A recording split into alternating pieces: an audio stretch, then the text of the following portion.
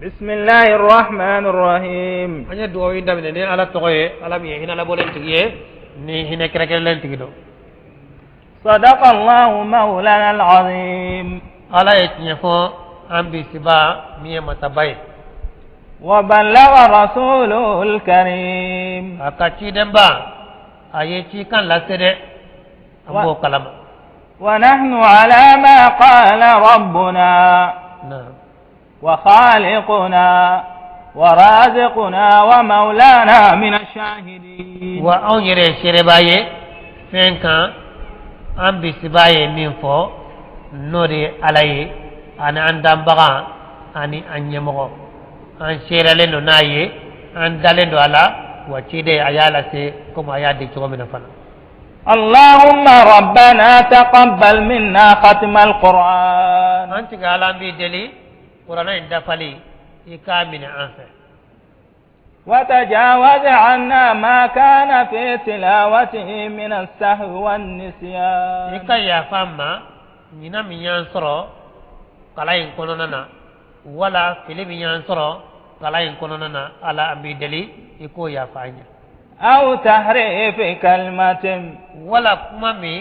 ني أيلي منامبلو عن موضعها كابو أبلا يروما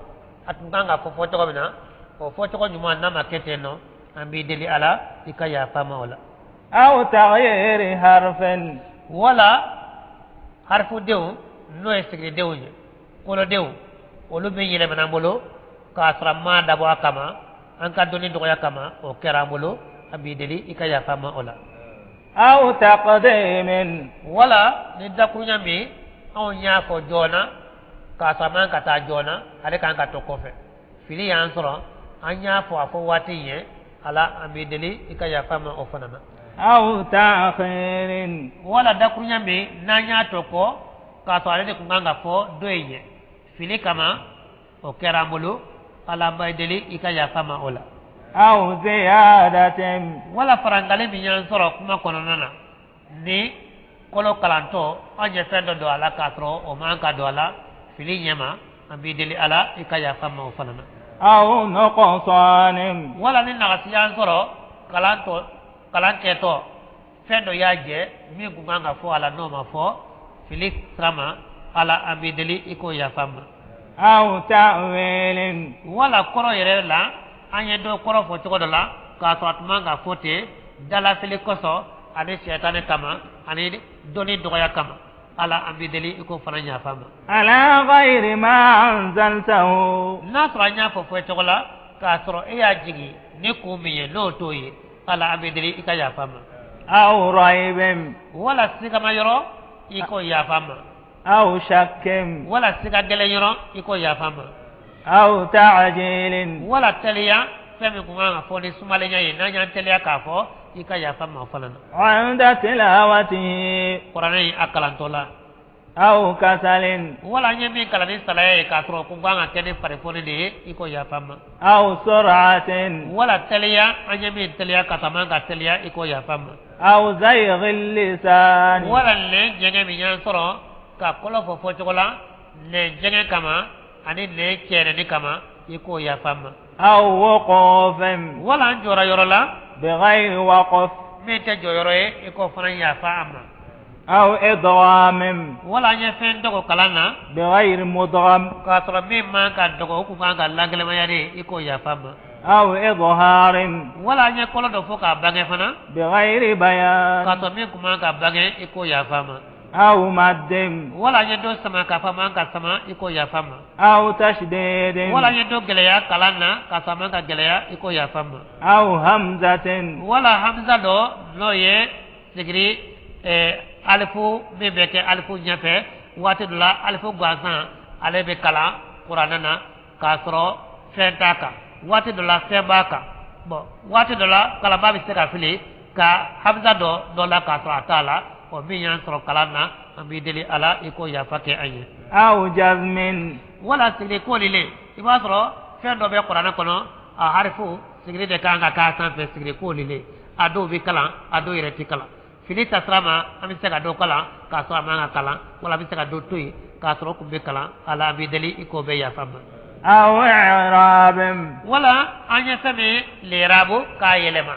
بغير مكان كاترو يلماني يروتا كولو دبينو على كان كايلما اللما يلما يروما تشكو دولا ne anyo ke kolono la ka so man ka yelema ala abideli ikaya famola فاكتبه منا abaji ne fe ka be sebe anfe على التمام dafale kan والكمال ani dafale yakan والمهذب ani saniyali من كل الإلهاد wonne jugo bela jelema فاغفر لنا ikaya fam يا ربنا anti ala يا سيدنا anje bogo ala لا تؤاخذنا ikanabile يا مولانا ambi siba وارزقنا ikangar jege فضل من قرأه bogo be ka fatu yalla bogo do qur'an kan na dibaye qur'an hakala مع الأعداء ka prasin fon kan والقلب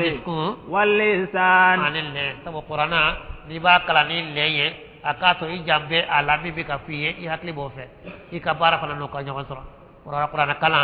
ibe na fasura lawla iba ka fo wati mina I hakli ba korola I diskum ba fe fana ibe bara kenai qur'ana iba na fasura bala deli ako kanje وهب لنا به الخير ika hera damani qur'ana yi والسعادة kuna dia ika damani qur'ana yi والبشارة jagali ika kanje ni qur'ana yi والأمان dana ya ika kanje ni qur'ana yi ولا تختم لنا بالشر ala ambi deli ikana da antime ka anda fani juguma yede والشقاوة kuna goya ikana anda fano yede والضلالة ni banchi ikana anda fano yede ya da والطغيان tiya ikana anda fano yede ونبهنا ala ambaji ni fe ikan kunu قبل المنايا yani saya kana عن نوم aka الغفلة sika kunu kabo jinan sinogola ani والكسلان salaya أمنا amei ajini fe ala ikan danaya من عذاب القبر kabo kabru jangatama ikan ankisoma kabru konona ankana jangata na وبيد وجوهنا ala ambi deli anyada ika jeya يوم البعث kunu ni dona وأعتق رقابنا ambi deli ala ikan kan horonya من kabo النيران tasmama ويمن كتابنا ikan ka sebendi amma nankini ala mojini fe ويسر حسابنا anka kolosli ikan nogoya lara dona وثقل ميزاننا anka ja ika grinya ni barajuma ye بالحسنات ni barajuma ye وثبت أقدامنا ala ambi deli ikan seun sabati على الصراط surati takan ankana chene وأسكننا في وسط الجنة